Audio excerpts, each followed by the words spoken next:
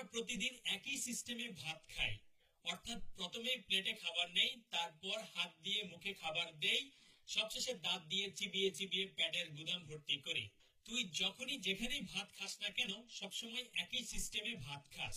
কোন একটা কাজ একই সিস্টেমে বারবার করাকে প্রোগ্রাম বলে। তুই যেহেতু প্রতিদিন একই সিস্টেমে ভাত খাস, সেহেতু তোর ভাত খাওয়ার সিস্টেমটাকে বলতে পারোস ভাত খাওয়ার প্রোগ্রাম। অর্থাৎ তুই ভাত খাওয়ার প্রোগ্রাম চালিয়ে প্রতিদিন ভাত খাস। একইভাবে বলা যায় তুই দাঁত ব্রাশ করার প্রোগ্রাম চালিয়ে প্রতিদিন দাঁত ব্রাশ করস। আরেকটা উদাহরণ দেই, ধর অনেকেই বলে জন্মদিনের প্রোগ্রামে যাচ্ছি, বা বিয়ের প্রোগ্রামে যাচ্ছি, বা কালচারাল প্রোগ্রামে যাচ্ছি।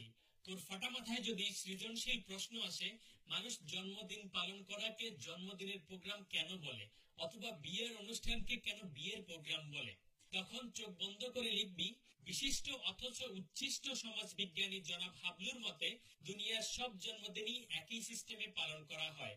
কেক কাটো, সেলফি তুলো, সেই সেলফি ফেসবুকে আপলোড করো, ব্যাস জন্মদিন পালন করা শেষ। যেহেতু সব জন্মদিনই একই সিস্টেমে পালন করা হয়, সেহেতু বলা যায় জন্মদিনের প্রোগ্রাম চালিয়ে সবাই জন্মদিন পালন করে। বিয়ের অনুষ্ঠানগুলো একই সিস্টেমে হয়। সব বিয়েতে জামাই বউ সাজে, কবুল বলুক আর নাই বলুক, দামি ফটোগ্রাফার দিয়ে ছবি তুলে ফেসবুকে প্রোফাইল পিকচার সেট করবেই করবে। যেহেতু সব বিয়ের অনুষ্ঠান একই সিস্টেমে পালন করা হয়, সেহেতু বলা যায় সবাই বিয়ের প্রোগ্রাম চালিয়েই বিয়ে করে।